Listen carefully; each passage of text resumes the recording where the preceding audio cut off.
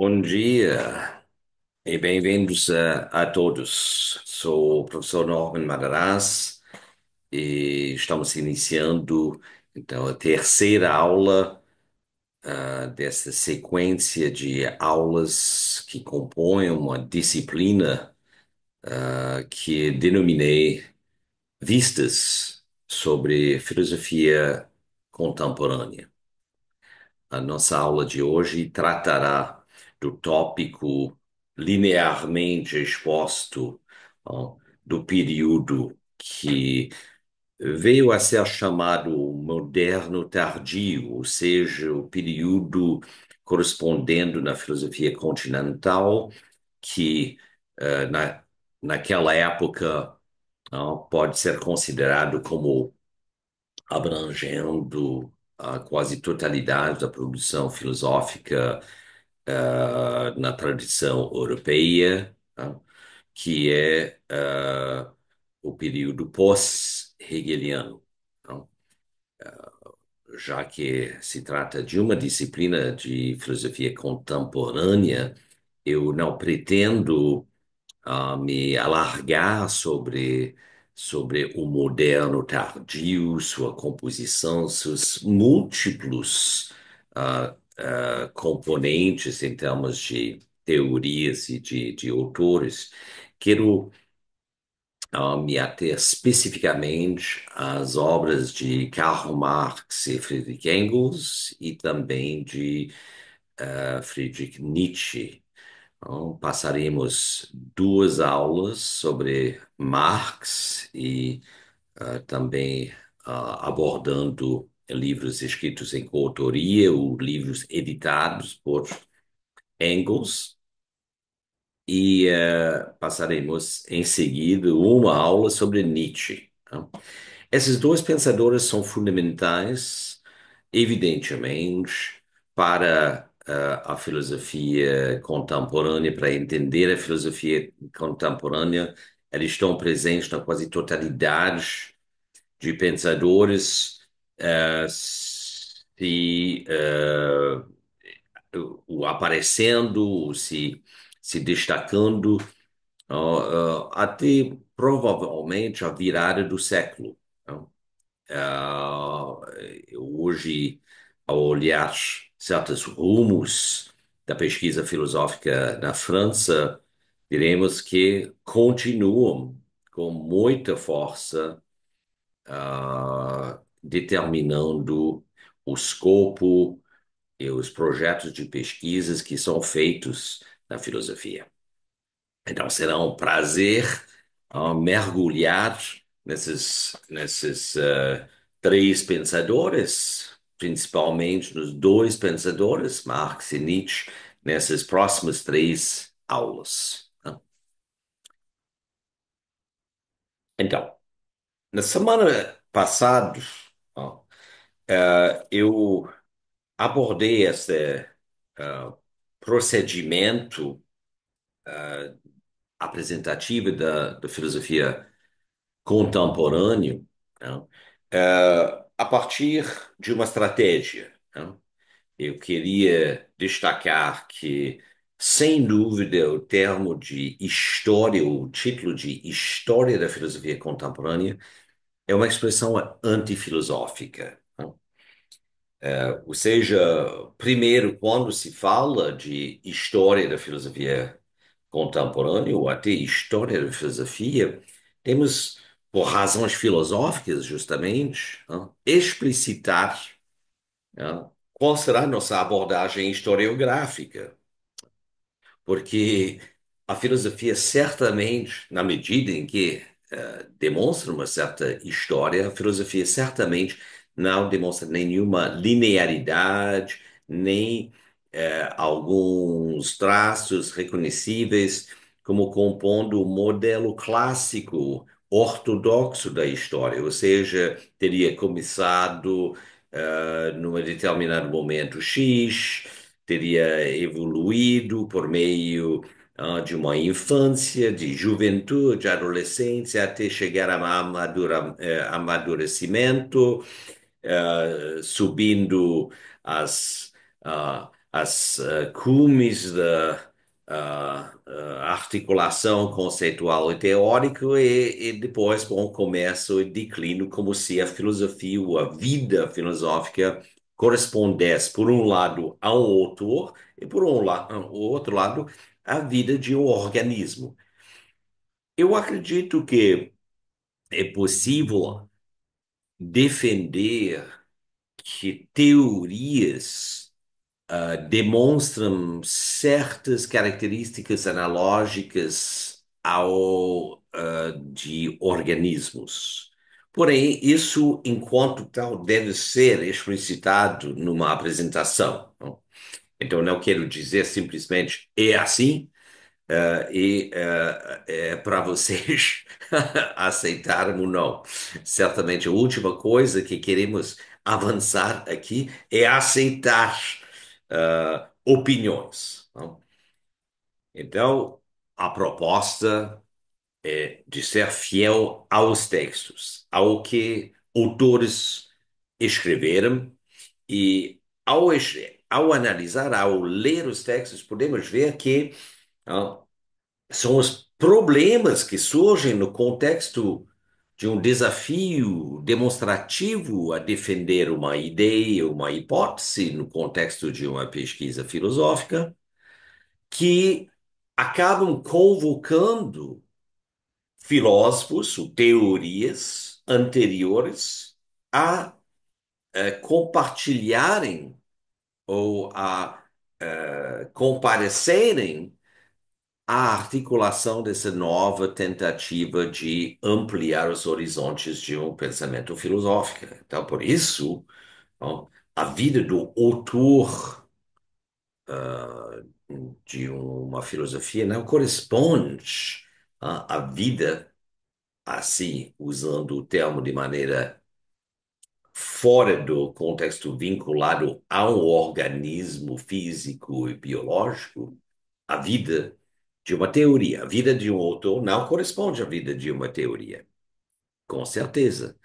É uma das coisas mais frustrantes, me parece, por muitos leitores da filosofia, e isso inclusive dos mais experimentadas, é aceitar que a vida teórica ultrapassa a vida humana. Ou seja, frequentemente se diz que, bom, a filosofia é uma experiência a aprender a viver com a morte. Isso não é exatamente falso.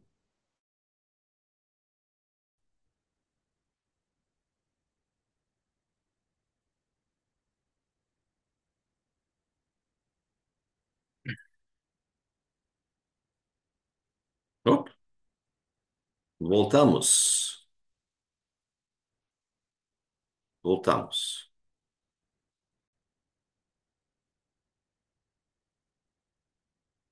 voltamos. Parece que sofremos uma pequena interrupção técnica. Sim, voltando à ideia. Então, a vida de um autor não corresponde à vida de uma teoria ou de teorias, já que determinar o que é uma teoria, pensar em teorias de maneira discreta, não? Ou seja, delimitado, como se fossem em relação bivalente, com os números inteiros, números naturais, números inteiros. Não corresponde. E por isso devemos acatar com seriedade a provocação de Michel Foucault, de Roland Barthes, dos franceses do final dos anos 60, que identificam o constrangimento a pensar a filosofia a partir da figura do autor. Então, tenho assistido a tantas momentos um pouco vergonhosos, eu tenho que dizer, na minha carreira, quando pesquisadores, às vezes pesquisadores convidados, trazendo a voz da Europa, da Universidade Europeia, vai dizer que essa tese sobre a morte do autor, eu sou a refutação, mesmo em carne, em osso. Bom, isso não é, obviamente, obviamente, isso não é o argumento que é avançado. Mas, enfim, vamos passar as coisas sérias. E antes de passar as coisas mais sérias de todo, ou seja, de lecionar sobre Marx, que se tornou para mim uma paixão, né? Particularmente porque me parece que a filosofia anda muito incompleta sem incluir Marx, e que Marx poderia, neste sentido, ser o maior dos filósofos. Algo que eu estou apresentando também no contexto de uma série de videoaulas, destinado ao nível de pós-graduação, né? Pós-graduação stricto sensu. Param com essa ideia de lato sensu. Bom, temos que encontrar um novo nome para isso, porque denigra o que fazemos na pós-graduação stricto sensu. Precisa dizer a cada vez que é stricto sensu, mestrado, doutorado. É óbvio que é stricto sensu. O que não é óbvio é que um curso de subgraduação seja denominado pós-graduação. Enfim, eu estou oferecendo, na verdade, a versão vídeo do seminário que eu proferi no ano passado, sobre Marx, intitulado Marx a partir de Marx. No ano passado não sabia que iria ser apenas a primeira parte. Eu organizei uma segunda parte, mas a instituição decidiu que não ia proferir essa segunda parte, possivelmente porque justamente era sobre Marx. Mas, de toda maneira, o material na primeira parte é um aprofundamento da aula que pretendo apresentar hoje, que será um pouco mais longo que as aulas planejadas. E, e quero indicar que o que caracteriza uma disciplina de mestrado, doutorado, bom, por um lado, obviamente, tem uma pressuposição de que o aluno não está chegando para fazer uma primeira leitura dos autores, que já passou por uma introdução, já passou por uma leitura atenciosa de certos dos principais livros, pelo menos trechos de livros, e por certos posicionamentos acadêmicos sobre o autor, né? Sabemos o quanto Marx é alvo de falsificações, de distorções, de censura, né? Agora, o que caracteriza uma disciplina de pós-graduação também é a atenção à meticulosidade com respeito ao texto escrito. Por isso, ao denominar o seminário Marx a partir de Marx, quero sugerir a importância de ler o texto enquanto tal. E isso faremos na próxima, isso farei na próxima aula da série Marx a partir de Marx, passando tempo lendo o Manifesto do Partido Comunista, né, escrito por Marx e Engels em dezembro de 1847. Falando de atenção, de leitura, Eu quero voltar a uma afirmação, a caracterização que fiz na última aula, acerca de Hobbes. Não? Lembram que na última aula queria ressaltar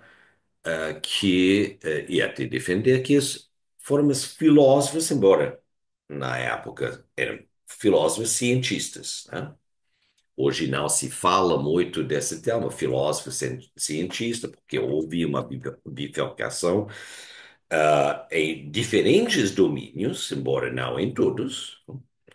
Porém, na academia estabeleceu-se uma separação das disciplinas que por muitos, é determinado por estratégias de financiamento e de uso de equipamento e de ocupação de espaço. Não diria que diz respeito a algo essencial, às diferentes disciplinas tais como se desenvolvem no campo da pesquisa. Então, queria defender a ideia que a natureza, o conceito de natureza não é algo de absoluto. Conceito de natureza e, ó, a fortiori, outros conceitos são todos determinados em termos do seu significado, talvez não no que diz respeito à sua nomeação. Ó. Digamos, quem nomeou conceitos como a verdade, o bem, o belo? Será que alguém nomeou? É uma das questões que se discute, digamos, estratégias mais ontológicas, mais metafísicas. Então, é a mesma coisa para os números naturais. Né? Quem inventou os números naturais? Então, nomes próprios contêm, e por isso também a nossa gramática é estruturada a partir dos substantivos que ocupam principalmente a posição de sujeito, né, na construção sintática, que é comum a uma grande parte das línguas indo-europeias, né, até as línguas associados como o grupo fino-ugriano, que é o grupo no qual se encontra a minha língua materna, que é o húngaro. Então, o significado é outra coisa. O significado dos conceitos provém do contexto teórico específico. Quando são registrados, podemos voltar ao texto e verificar. E isso que queria fazer e compartilhar na semana passada. E em conversa com um dos meus alunos doutorandos, a gente estava compartilhando algumas impressões em torno de Hobbes. E ele levantou com muita propriedade a dúvida sobre a localização em Hobbes da expressão o homem é o lobo do homem. Ele argumentou novamente, com muita propriedade, contra uma experiência de assistir a aula. Ele levantou que um professor teria dito que, bom, Hobbes nunca usou essa expressão e fez o que temos que fazer, né? Nossos deveres de casa, como falava um dos meus grandes professores de graduação, Jeffrey Mitchell, para quem gostaria de enviar saudações e votos de longa vida. Ele continua, se não me engano, trabalhando na Universidade de Guelph, em Ontário, e ele era um dos meus mais importantes professores em McGill, onde fiz minha graduação McGill University, que não é McGill, mas McGill. E, uh, e então ele falava da importância sempre de fazer nosso dever de casa. Então, meu aluno fez seu dever de casa e identificou que, de fato, Hobbes afirmou, pelo menos usou essa expressão. Ele não cunhou a expressão, ele usou a expressão e não aparece no Leviatã, mas aparece no livro de Kiev, né? Que é anterior, né? Publicado em 1642, mas ele usa então, trabalho realizado, né? Então, não podemos dizer que no contexto do Leviatã, né, mesmo com ah, a situação de escassez de bens no qual o animal humano se encontra, ele é o lobo, um lobo para outro homem. Aliás, sabemos que, a princípio, os lobos só atacam humanos quando eles mesmos se encontram numa condição de escassez de bens. Talvez isso seja um pouco menos conhecido no Brasil, em que vocês têm aquela lindíssima versão de lobos que se chama o lobo-guará. Isso é outro tópico, mas na América do Norte tem muitos lobos ainda hoje. Às vezes, quando saímos das cidades, passamos nas mesmas pistas que lobos, mas lobos só atacam humanos quando eles estão numa situação de escassez de bens. O que confirma também a situação. Embora Hobbes não utiliza essa expressão no Leviatã. Onde ele utiliza a expressão? Vamos apenas verificar esta, esta pesquisa aqui. É verdade. Peço só um minuto para que possa usar este formato. Vamos usar esse formato. Perfeito. Então, ele usa no livro de Kiev, que aqui temos em sua versão latino, tá? É, eu vou passar a versão em inglês. Lamento não possuí-la na versão português. Onde encontramos essa expressão é na dedicácia, não? Ao Earl of Devonshire, não?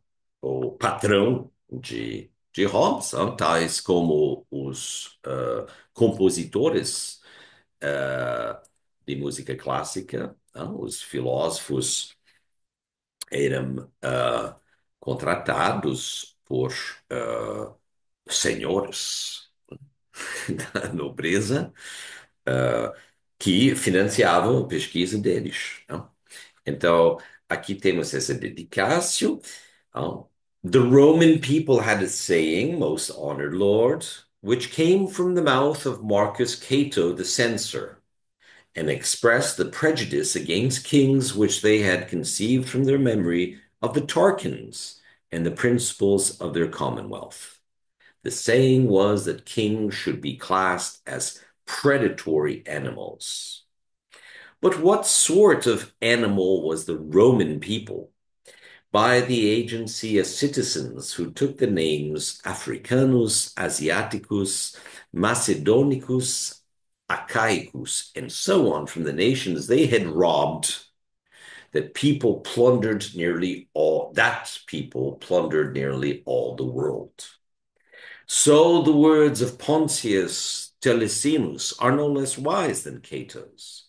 As he reviewed the ranks of his army in the battle against Sulla at the Colline Gate, he cried that Rome itself must be demolished and destroyed, remarking that there would never be an end to wolves preying upon the liberty of Italy unless the forest in which they took refuge was cut down. There are two maxims which are surely both true. Man is a god to man, and man is a wolf to man.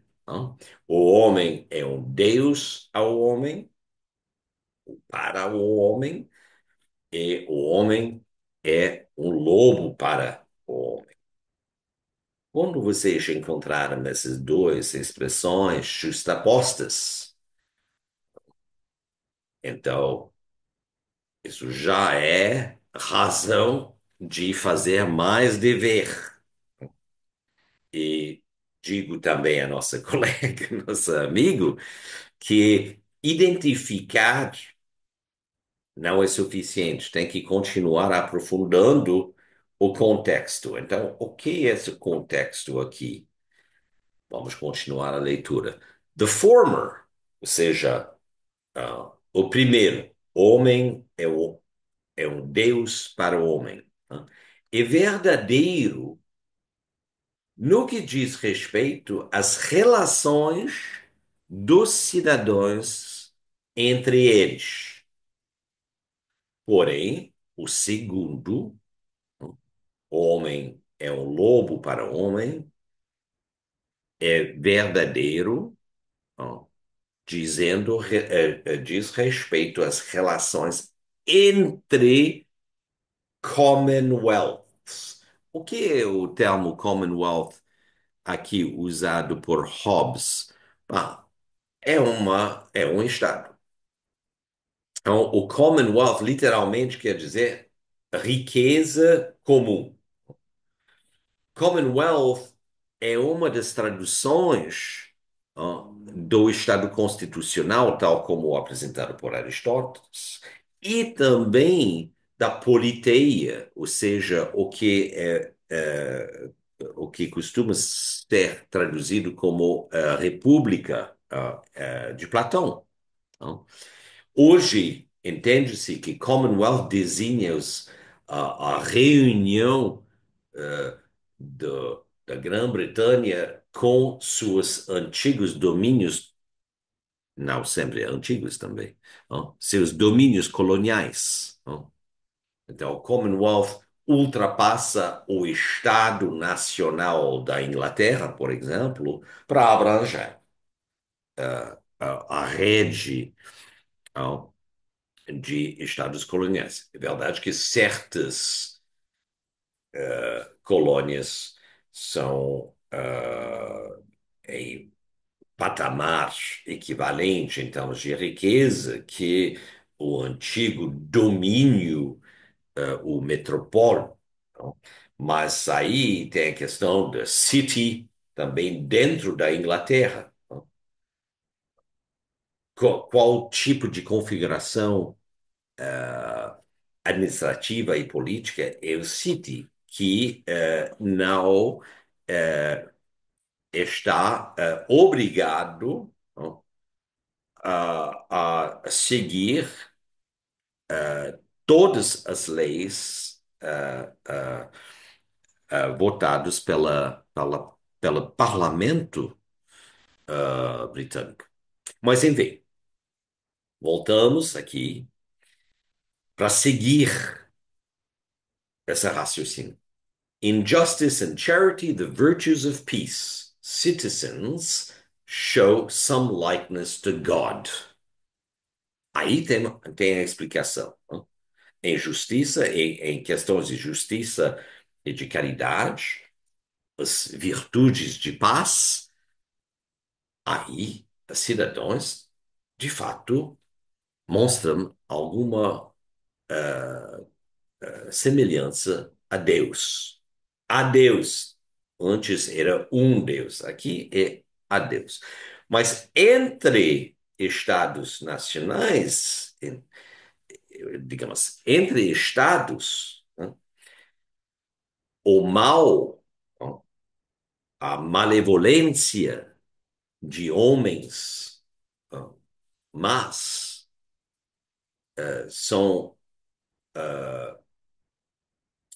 compels the good to. Desculpa, deixa-me ler em inglês, aí a tradução se fez quase automaticamente. But between commonwealths, the wickedness of bad men compels the good to have recourse for their own protection to the virtues of war, which are violence and fraud, namely the predatory nature of beasts. Uh, Though men have a natural tendency to use rapacity as a term of abuse against each other, seeing their own actions reflected in others as in a mirror, where left becomes right and right becomes left, natural right does not accept that anything that arises from the need for self-preservation is a vice. Então, ó, no que diz respeito à relação entre os estados, a malevolência dos homens mas é, provoca os homens bem, os homens que são bons a ter recurso também, a ter recurso, o fazer recurso para a sua própria produção, proteção, as virtudes da guerra que são a violência e a fraude. Isto é, a natureza predatória de animais. E embora homens tenham uma tendência natural a usar a rapacidade como um termo de abuso entre eles, entre homens, vendo seus ações refletidos em outros como num espelho, onde a esquerda se transforma no direita e a direita se transforma na esquerda, o direito natural não aceita que qualquer coisa que surge da necessidade pela autoproteção seja um vício.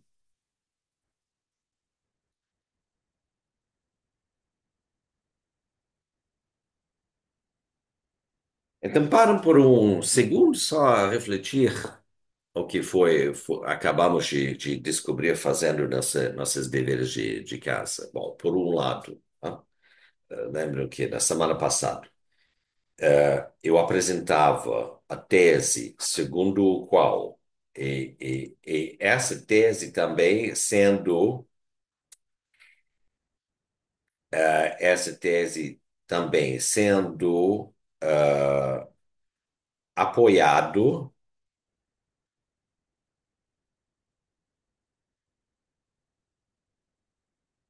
essa tese sendo apoiado no início do Leviatã mesmo. Deixe-me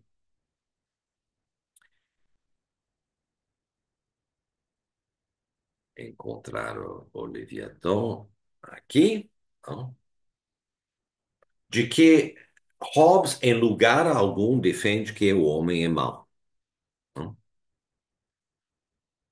ok? Isso era uma das teses que acompanha o foco sobre a natureza. Então, aqui temos ó, mais um dedicácio ó, por Hobbes.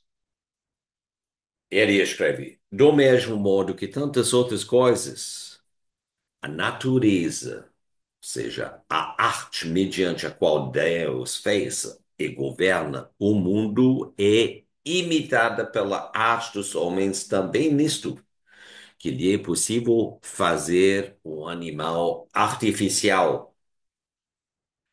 Pois vendo que a vida não é mais do que o movimento dos membros, cujo início ocorre em alguma parte principal interna, por que não poderíamos dizer que todos os autômatos, máquinas que se movem a si mesmos pelo meio de molas, tal como um relógio, possuam uma vida artificial?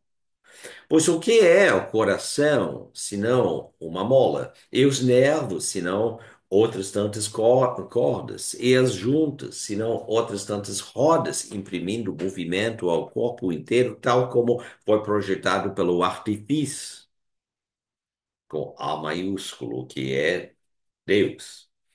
E a arte vai mais longe, ainda imitando aquela criatura racional e mais excelente obra da natureza, mais excelente obra da natureza, o homem.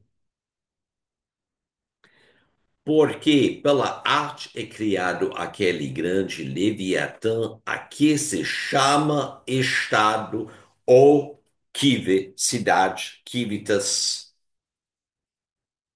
desculpa, que é cidadão, mas civitas, que não é senão um homem artificial, embora de maior estatura e força do que o homem natural, para cuja proteção e defesa foi projetado.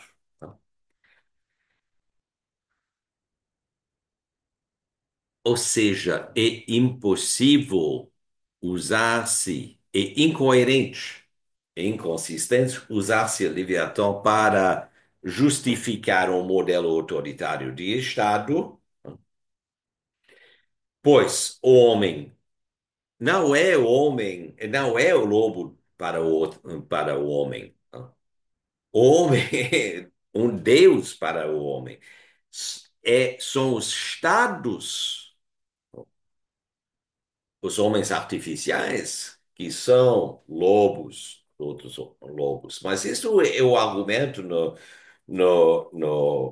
no livro anterior ao Leviatã, e no Leviatã, Hobbes apresenta os termos segundo os quais é possível criar um Estado justo.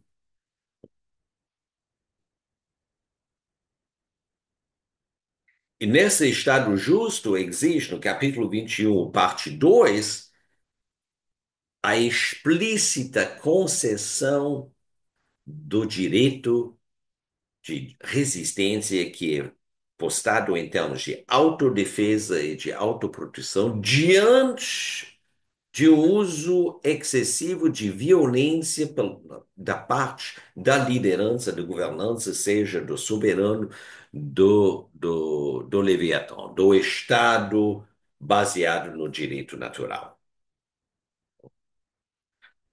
Pronto, ponto. É, essas, essas correções ah, não são apenas o resultado de um exercício acadêmico aqui. Admito uma certa frustração da minha parte, vindo, eu expliquei isso em outros vídeos. Eu sou formado nas ciências, né, e particularmente na matemática, na física, na química, minha primeira formação, né. Então, eu trouxe essa formação, a maneira em que eu faço filosofia, embora sou também formado pela cultura artística montrealense e nova-iorquino por extensão, devido à nossa proximidade dos anos 80. Então, fim dos anos 70, início dos anos 80, ou seja, um contexto pós-pop art e punk e pós-punk, né? Eu não sou formado em direito, né? Então eu não tenho aquela impaciência de juristas quando se coloca-me a ensinar a filosofia, que temos que tocar só algumas palavras-chave e pronto. Não mergulhamos no texto, não queremos apontar. Isso está errado, porque num processo como vemos hoje, e aliás, destaco um dos penas aplicados às culpados, mas recebendo menos de um ano de pena pelo Supremo, de cumprir o dever cívico que envolve assistir a uma disciplina sobre democracia, ah, ah, democracia, Estado de Direito e golpe de Estado. Muito obrigado, Supremo, por ter dado um pouco mais emprego aos filósofos, porque se isso não for filosofia, é uma revanche da filosofia contra figuras como o ex-vice-presidente General Mourão, que certamente não demonstra nenhuma sensibilidade filosófica. Então, não sei o que poderia ser. Tratando Hobbes como sendo o fornecedor de um paradigma, de um blueprint, de um Estado autoritário, também estou envolvido no ato maior. Porque Hobbes, em muitos sentidos, é uma etapa para estudar dois pensadores, e Hobbes, dessa forma, pode ser visto como abrindo não apenas a tradição do liberalismo esclarecido na filosofia europeia, mas também do esclarecimento radical. Um dos maiores hobbesianos no primeiro esclarecimento é, sem dúvida, Baruch Spinoza. E dos grandes leitores de Spinoza, um dos maiores leitores de Spinoza do século XIX, que encontramos é, sem dúvida, Karl Marx. Não? O liberalismo, na época, era radical. Não? Mas o liberalismo era uma filosofia que pregava, que defendia o direito, os direitos frente a formas absolutistas de governar pela nobreza e o clero. Não? Às vezes, em certas instituições, não é possível apontar a que ponto o clero é uma instituição hiperconservadora, reativa, se não reacionária, não? Que trabalha principalmente para preservar o direito, não? Aos privilégios de um pequeno grupo de nobres. Não? Uma parte se torna clero, outra parte se torna nobres ou militares ou até membros, hoje em dia, da casta dos juízes federais, né? E de promotores do Ministério Público.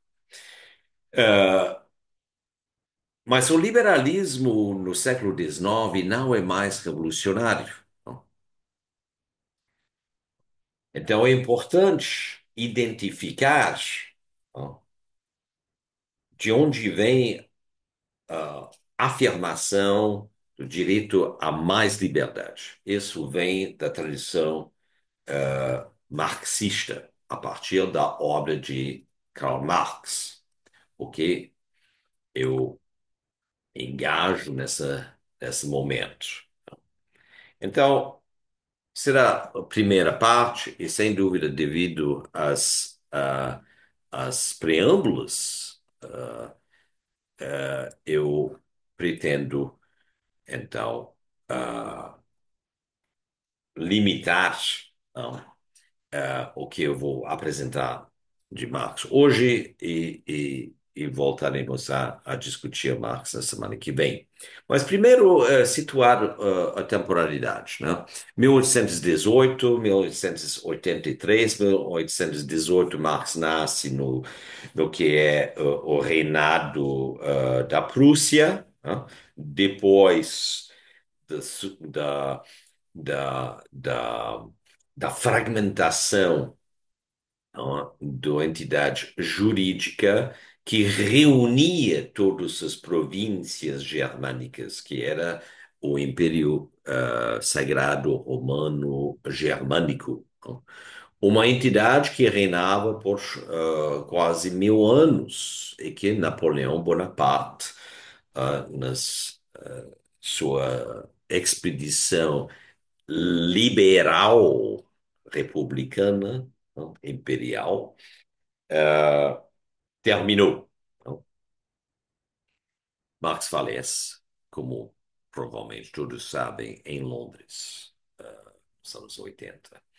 Então, alguns dos textos que gostaria de analisar com vocês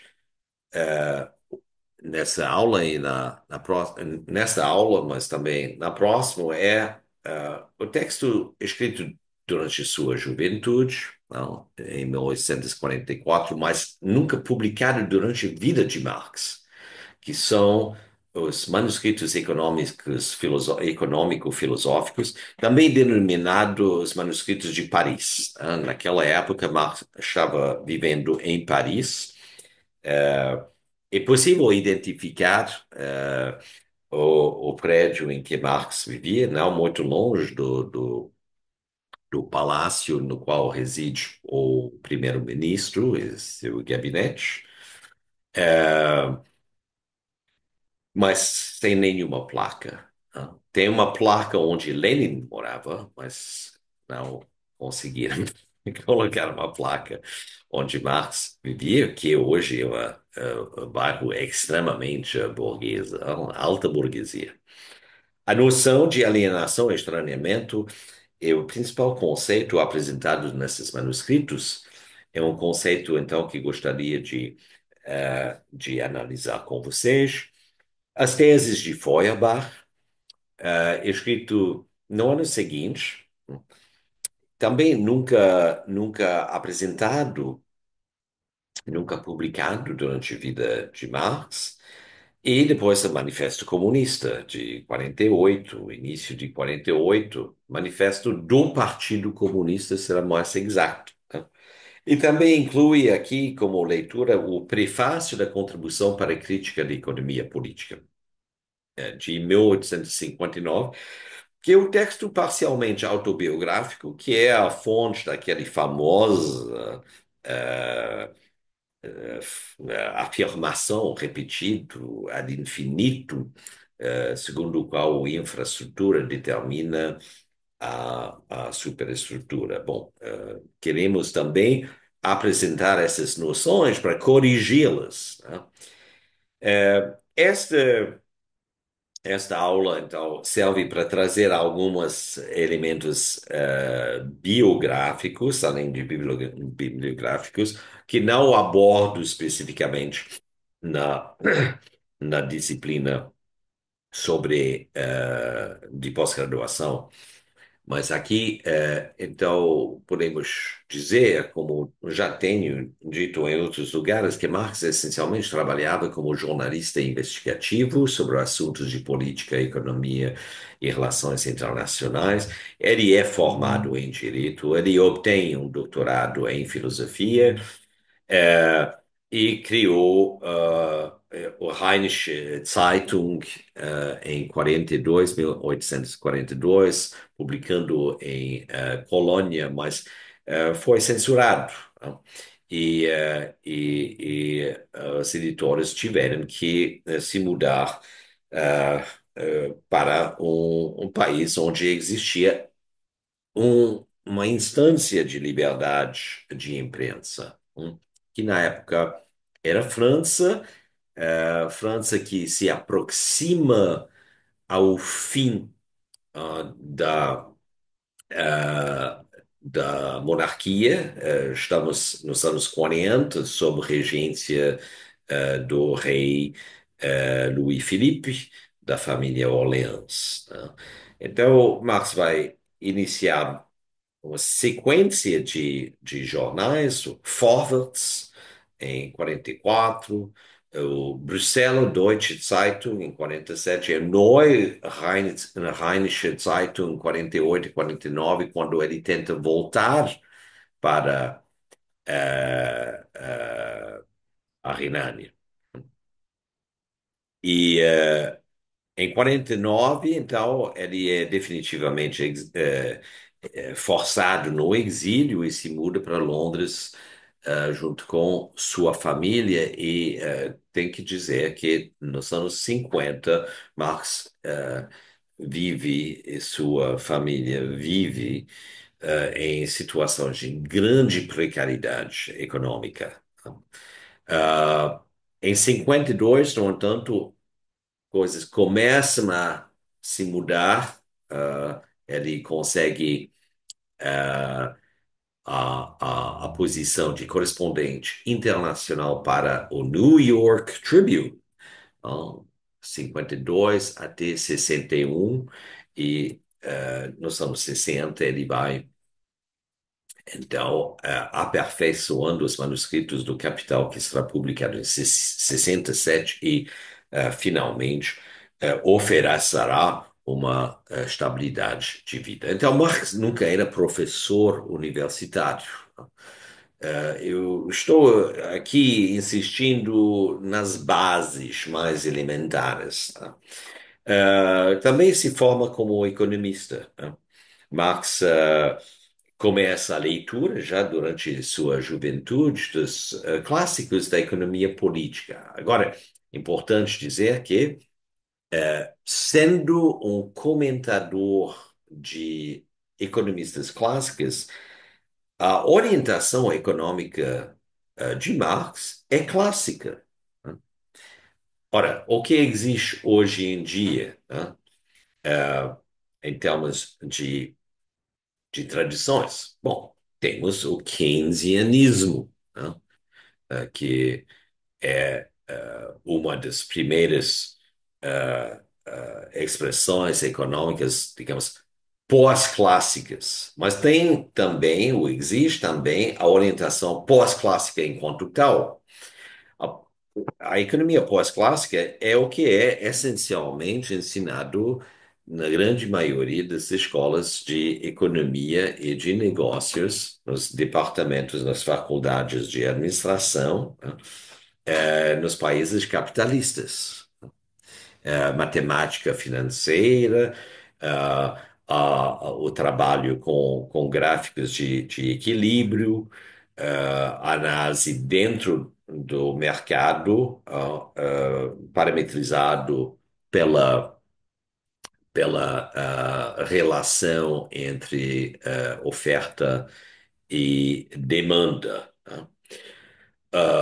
Agora, existe também uma orientação socialista, como escola econômica, ou marxista.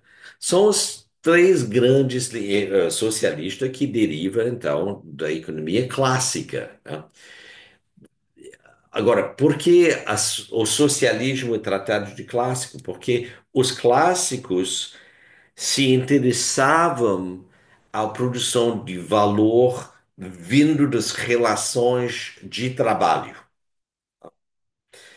A posição do trabalhador some completamente no neoclassicismo. E as relações trabalhistas são de interesse para a orientação keynesiana, na medida em que é necessário contemplar os estímulos vindo de um investimento do aparelho do Estado, do bom andamento da produção econômica, da produção das riquezas, particularmente em momentos de crises que são reconhecidos por Keynes e seus principais auxiliares, né, colaboradores, como Piero Sraffa. Então, Marx é o leitor dos clássicos da economia política, como Adam Smith, David Ricardo, John Stuart Mill, Jean-Baptiste Say. E é importante dizer que Marx se considera um discípulo deles, ou um leitor profundo. Por isso, a crítica da economia política e a estruturação do Capital e dos manuscritos anteriores está voltado a analisar cuidadosamente as contribuições dessas figuras. E até uma das maiores contribuições de Marx, que se encontra no volume 2 do Capital, que são os esquemas de reprodução, é algo proveniente da leitura que Marx fez da teoria econômica de Quesnay, o francês Quesnay, do século XVIII.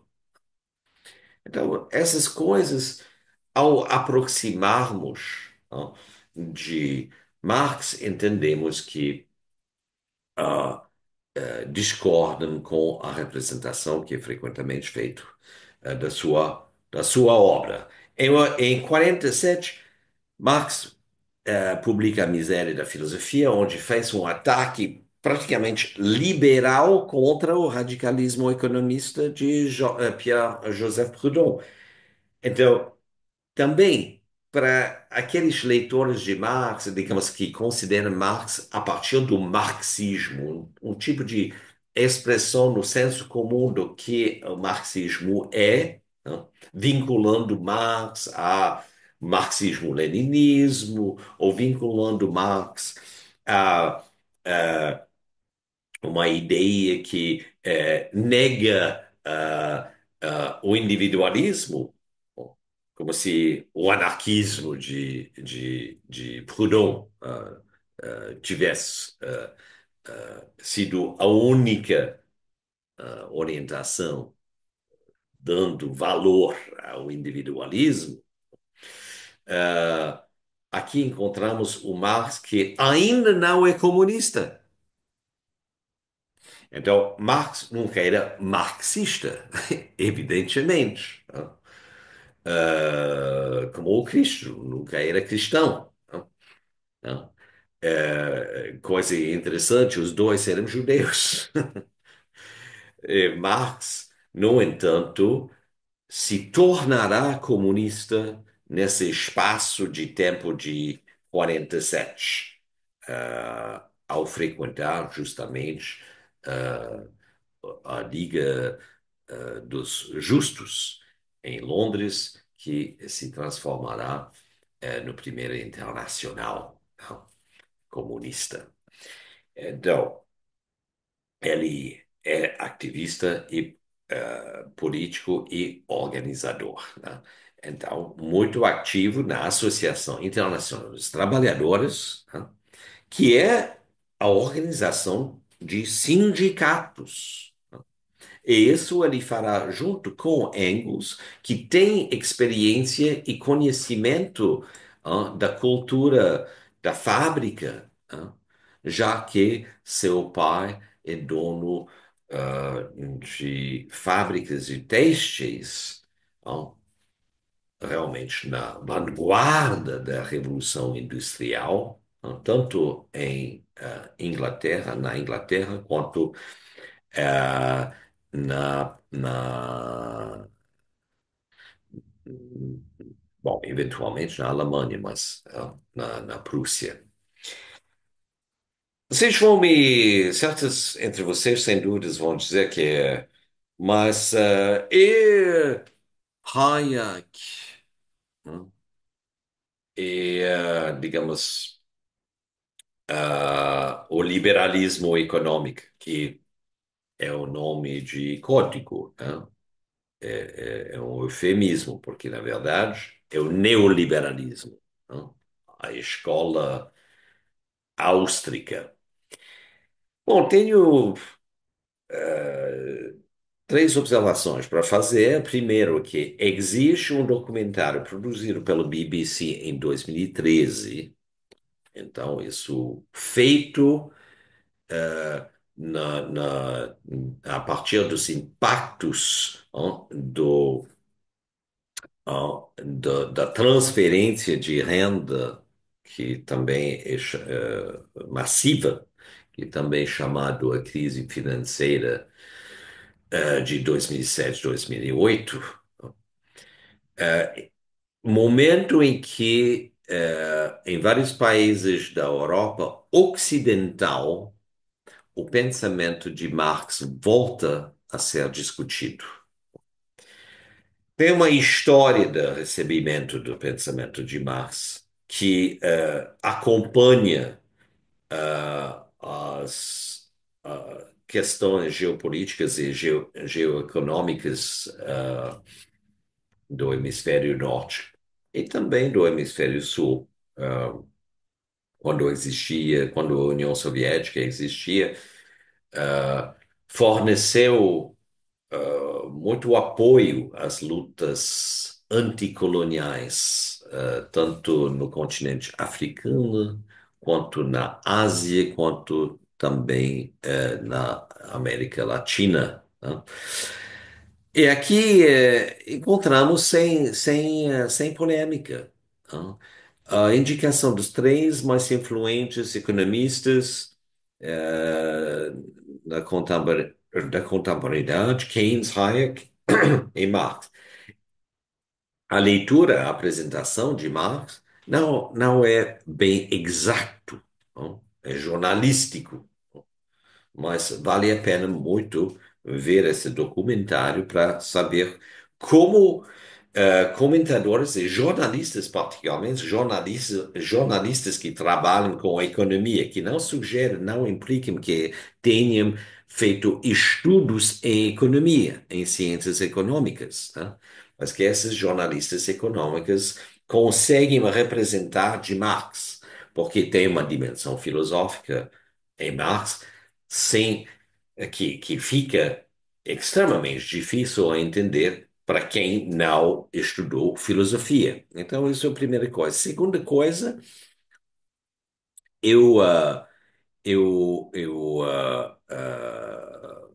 convido todos, não, a ler os textos de Hayek e até de Ludwig von Mises, né? Eh, lendo os textos, estou falando, não. Tem uma tentativa reducionista, claro, nessas doutrinas, né? Para esvaziar, podemos dizer, tanto o trabalhador quanto o próprio consumidor, né? Eles estão interessados a tornar independente o mercado, como se o mercado fosse um mecanismo que adquire um grau de independência sistêmica dos diferentes atores com seus interesses subjetivos, né? Cabe enfatizar que um ator é determinado por seus interesses subjetivos, não explicitar quais são esses interesses. Por exemplo, eu posso dizer que, bom, por mais que eu reconheço a operação do mercado, por mais que me identifico como marxista, por mais que eu é marxista comunista, não só liberal, e por mais que aprecio viver bem, que sugere do plano do dinheiro, não, do salário, não, da estabilidade econômica, não tanto nas variações estéticas que poderiam indicar valores espirituais, religiosos, estéticas, ou de classe, ou de raça, ou de gênero, tá? Eu também sou um agente interessado, embora estou um agente interessado vindo do âmbito da educação, da cultura, e de uma visão que deseja fazer o mercado trabalhar para a comunidade inteira, né? Então, sem entrar nessas questões, falar do mercado envolve um fetichismo do mercado. Não da mercadoria, como Marx falará, mas do mercado. Isso é minha conclusão lendo, e Hayek, de qualquer forma, é um autor, como Ludwig von Mises, extremamente próximo à ideologia nazista. Então, eu não digo especificamente a política da solução final, não? Mas há uma certa superioridade meritocraticamente ressaltada de certas classes na sociedade. Vejo Hayek como sendo também, o tanto quanto, um, um advogado da Guerra Fria, mais ainda que um economista. Terceira observação é que quando escutamos os membros dos diferentes institutos Mises, eles passam a maioria do tempo rebatendo espectros. Para mim, são espectros. Espectros do socialismo, espectros do comunismo. Ó. Como se fosse o socialismo que mais ameaçava a retirada dos direitos, né? Mas reconhecemos que eles falam em termos da liberdade e não em termos de direitos ou das liberdades fundamentais, entendido como direitos. Então, eles falam em termos da liberdade. Então, o que temos aí é uma vertente do liberalismo, que não é mais o liberalismo, é uma vertente do liberalismo, chamado em inglês libertarianism, né? Que exalta, quase sacralizando a posição do indivíduo. E libertários é o termo escolhido em português para traduzir o libertarian, né? E por mais que possa usar de vez em quando de palavras-chave como mercado, como demanda agregada, como oferta-demanda, não se trata de uma teoria econômica, trata-se de uma ideologia política. E existe uma grande diferença. Uma teoria econômica tem algumas ambições a se assentar cientificamente, logicamente, apresentando suas conclusões à discussão numa comunidade de pesquisadores e seres pensantes, criticamente falando. Enquanto uma ideologia é uma doutrina, né, que precisa ser aceito tal qual. Então, nesse âmbito, se torna de fato difícil, frequentemente, a trabalhar sobre Marx. Sequer a ensiná-lo como tendo feito parte e continua fazendo parte da filosofia contemporânea, não? Então, em Marx, o que encontramos no primeiro momento, não? É o questionamento dos princípios do liberalismo, do idealismo liberal, não? O idealismo, pela ideia de liberalismo, pela ideia de liberalismo e idealismo liberal, entendemos a doutrina do justnaturalismo, melhor representado por Locke, mas que compõe um escopo de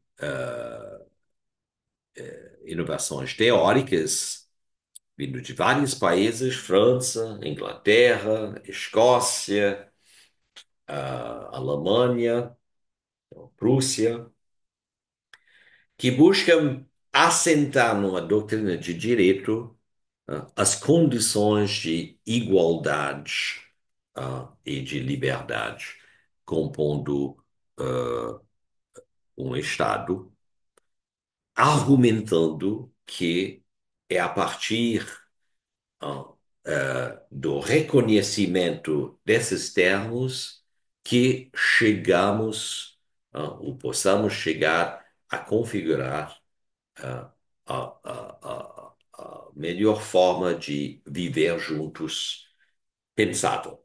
Não? Agora, Marx, nos manuscritos econômicos filosóficos, não, vai introduzir sua constatação de que se a grande revolução econômica ocorrido desde o mercantilismo é essencialmente a doutrina que preserva o direito fundamental e absoluto de um capital, no caso, capital europeu, a restringir a liberdade comercial de terras que fazem parte do seu domínio colonial. Então, as colônias brasileiras tiveram a obrigação de realizar relações comerciais apenas com Portugal. As 13 colônias, as colônias da América do Norte, britânico, com a Inglaterra, as colônias da Nouvelle-France, com a França, as colônias da Nova Espanha, com a Espanha e assim em diante. Tá? Mas o mercantilismo é a doutrina que se impõe durante o sistema que ainda existia na Europa até os meados do século XIX e retroativamente chamado feudalismo.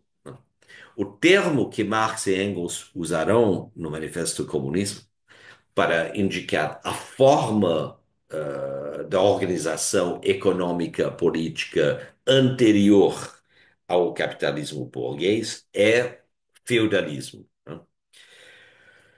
Então, o feudalismo se assenta na doutrina do direito divino, pelo qual a família ao qual pertence os monarcas europeus criam genealogias demonstrando, às vezes, com muita imaginação, sua ascendência direta de figuras bíblicas, profetas, do Antigo Testamento, do Torá.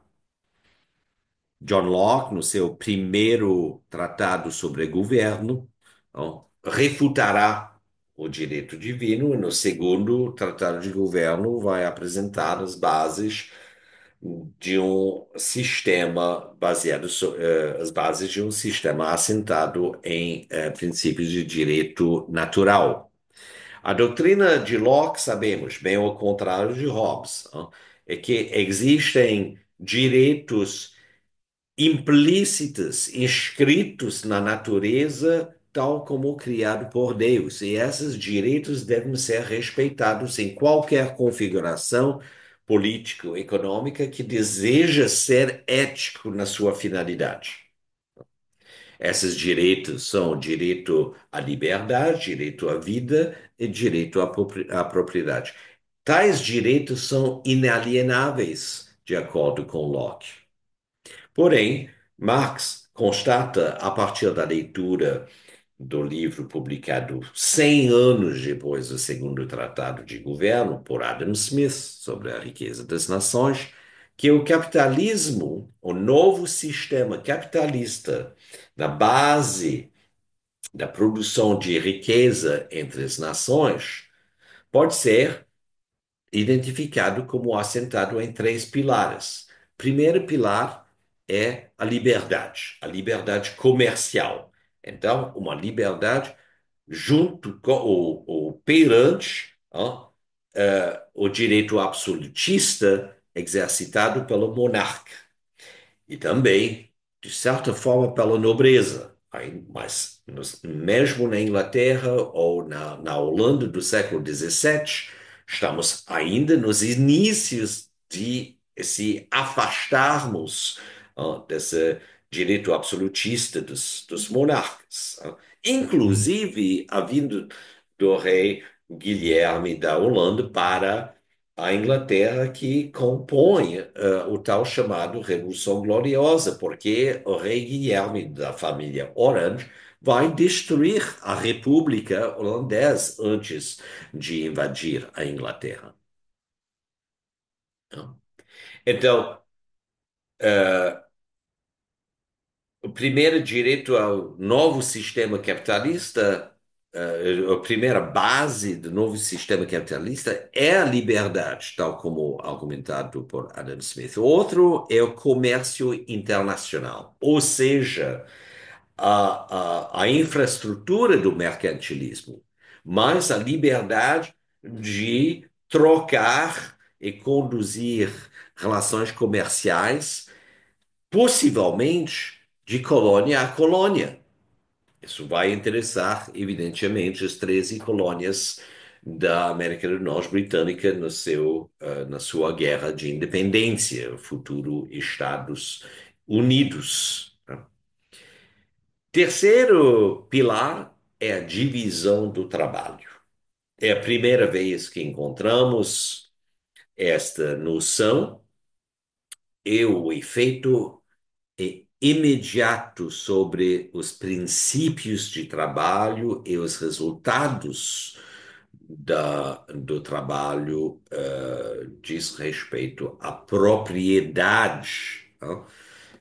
E os direitos de apropriação do produto do trabalho.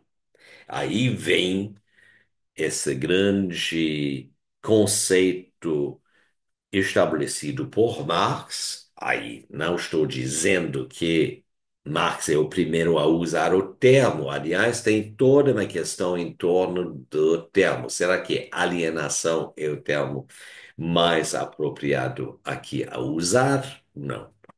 Mas Marx é o primeiro a formular essa teoria. Ou seja, que o sistema capitalista burguesa liberal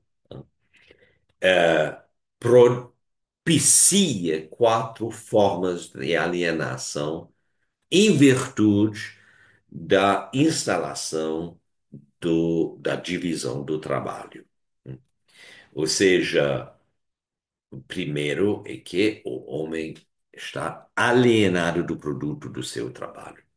Lembra que em Locke, um direito inalienável para justificar o consentimento de um animal humano que sai, para assim falar, do estado natural e entra no estado civil é o direito à propriedade. Aqui, o homem perde a propriedade sobre o produto de seu trabalho. Isso fez com que, no próprio processo de trabalho, o próprio processo de trabalho é o agente que separa os laços de propriedade entre o ser humano e o produto do seu trabalho. Isso, enquanto tal, com respeito a Locke, fez com que esse ser humano não seja mais livre em todas as letras, porque os três direitos fundamentais, três direitos naturais fundamentais inalienáveis, são juntados, vão juntos. Por isso também, já que um caso de alienação associado a outro caso, não se neutraliza, mas ampliam e intensificam a alienação. Temos aqui o caso, ó, de uma alienação diversificada e múltipla entre trabalhadores, o que contribui a uma afirmação que Marx vai projetar além da questão, da mera questão do direito natural à liberdade, que é a questão sobre a natureza humana mesmo, não? Ou seja, o homem se encontra estranhado de sua própria natureza, ou seja, do ser genérico, do Gattungswesen, como Marx usa esse termo, para remeter-se a a natureza humana. Então, quando encontramos, né, os libertários dizendo que, não, mas o comunismo não pode funcionar porque na natureza do homem existe, né, o desejo de possuir, de se apropriar, de tornar propriedade privada os objetos do seu trabalho. Isso motiva, então, o ser humano a trabalhar mais. Isso teria sido a razão, a mera razão pela crise econômica encontrada pela União Soviética nos anos 80. O que ele está fazendo é repetir a crítica fundamental que Marx fez ao liberalismo. É o liberalismo que não atende a seus próprios princípios. Tá? E assim também, indo em direção ao Manifesto Comunista, podemos ver que a falta de liberdade não é uma condição que existe em sociedades socialistas, embora poderia até existir, só que Marx nem está perto de imaginar uma sociedade socialista, eh, já que ele está lutando para obter direitos democráticos perante as formas absolutistas de reino, tal como ocorre no primeiro Império Alemão, em 71, já bastante presente na, no reinado da Prússia. Em 51 no Segundo Império, ou em 44, 45, no reinado do rei Louis Philippe, na França, sem falar das relações, sem falar da natureza da economia escravista nos Estados Unidos. Porém, digamos, na Inglaterra, as liberdades são entendidas cada vez mais como decorrendo de uma constituição que reconhece os direitos fundamentais como necessários ao bom funcionamento de um Estado voltado a um tipo de atividade econômica que se torna possível apenas a partir da proteção dessas mesmas liberdades.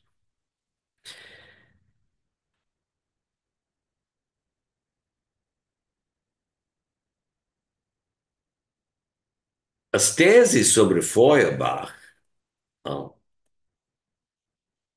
em retrospectivo, não, também não foram publicados durante a vida de Marx e Engels, digamos que Marx e Engels estavam trabalhando sobre um livro que não foi aceito para publicação, que era a ideologia alemã, em que encontramos alguns dos primeiros pronunciamentos sobre comunismo, né? Então, estamos aqui no período de transição de uma forma de liberalismo progressista filosoficamente assentado a partir dos princípios da dialética hegeliana, a fenomenologia do espírito, mais especificamente, então, altamente voltado a valorizar a razão, né, em suas manifestações teóricas e conceituais racionalmente fundamentados. Então, as teses sobre Feuerbach demonstra é, o, o, o progresso que Marx está encontrando no seu pensamento, não? Às 27 anos de idade. Nada mal. Primeira tese. Todo mundo conhece a última tese, a 11ª tese, né? Mas olha a meticulosidade e a criatividade nessa primeira tese, enquanto Marx está na procura de uma nova concepção do materialismo. Como ele escreve, a principal insuficiência de todo o materialismo até os nossos dias, ou de Feuerbach incluído, é que as coisas, der Gegenstand, né, a realidade, o mundo sensível, são tomados apenas sobre a forma do objeto ou da contemplação, podemos dizer aqui, da contemplação, ou seja, do sujeito, se quiser, da atividade no sujeito, mas não como atividade sensível humana, praxis, não subjetivamente.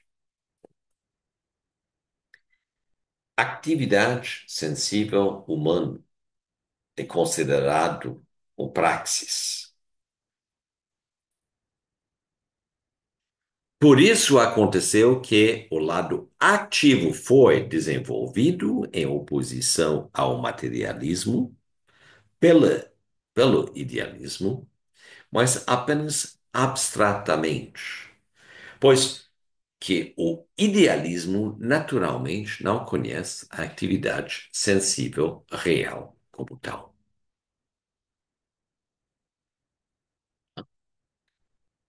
Então, ele está analisando as limitações do materialismo, por um lado, valorizando o fato que, bom, o idealismo tentou superar o materialismo,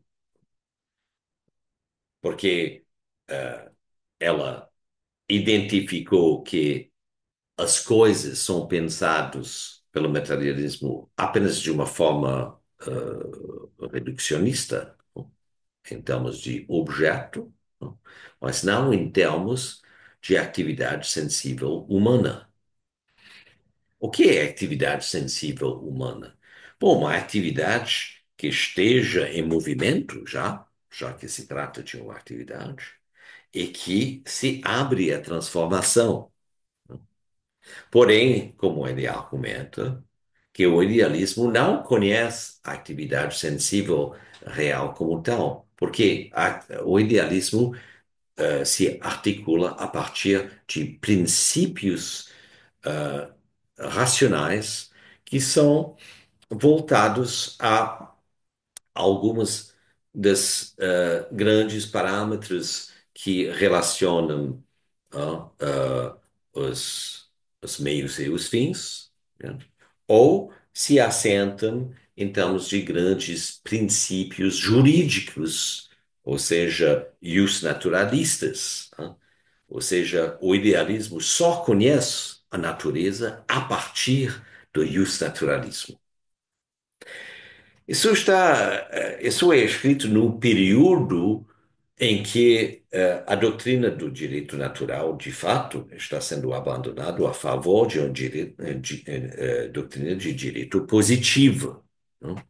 Mas essa transformação não foi ainda completamente realizada, e Marx, então, se eh, apresenta como um dos articuladores pela posição extremamente crítica que já demonstra no seu texto quase pioneiro, que critica a filosofia do direito de Hegel.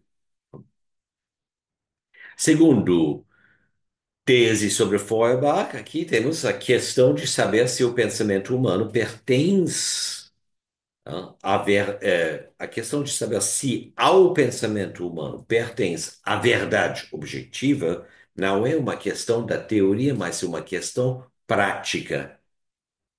É na praxis que o ser humano tem de comprovar a verdade, isto é, a realidade e o poder, o caráter terreno do seu pensamento. A disputa sobre a realidade ou não realidade, o pensamento que se isola da praxis, é uma questão puramente escolástica. Certo? Então, o que Marx apresenta aqui é um novo critério pela atribuição da verdade, do caráter verdadeiro ou não, não, de uma tese. Não? A tese aqui é não, eh, a verdade objetiva. Será que a verdade objetiva não, pertence ao pensamento humano? Não? E ele argumenta que isso não é uma questão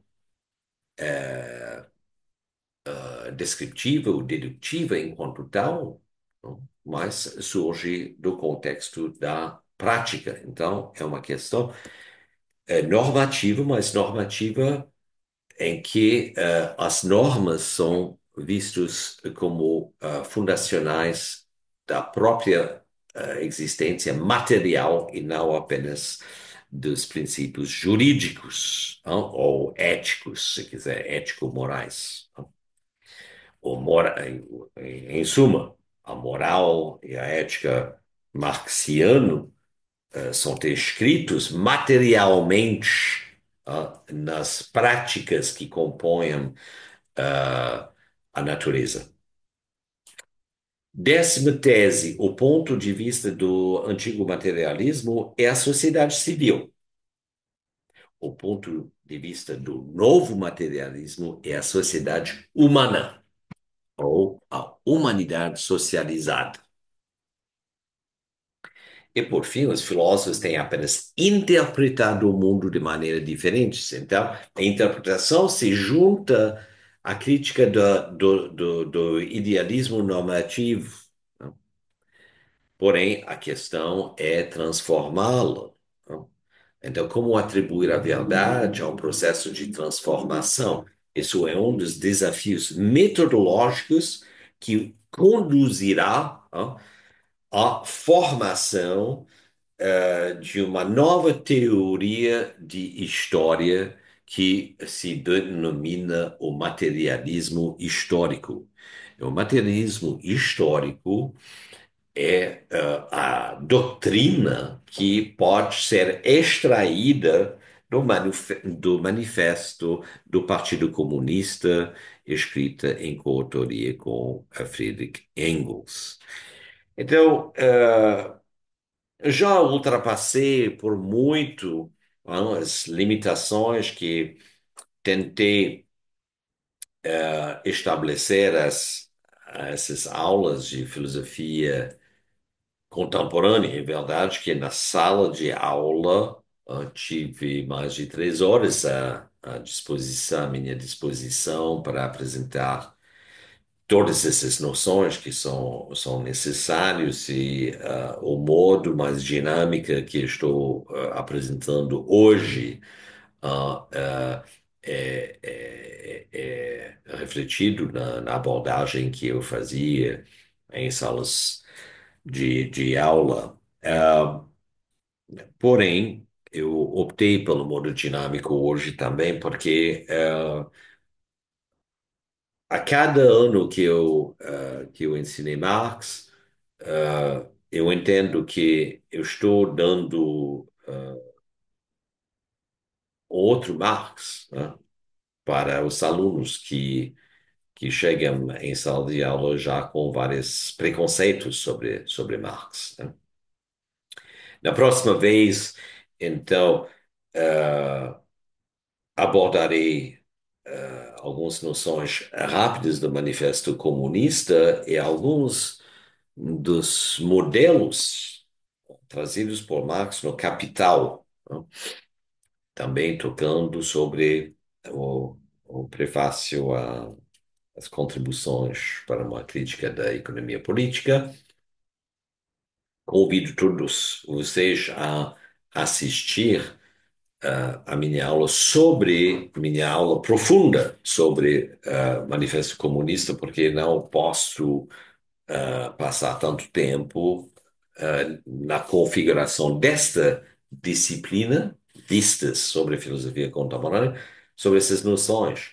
Mas o que vocês verão, é o que eu retomarei na próxima vez, é que o manifesto apresenta uma noção, muitas vezes citados, né, do espectro do comunismo, mas essa noção de espectro de comunismo é uma piada para Marx e Engels.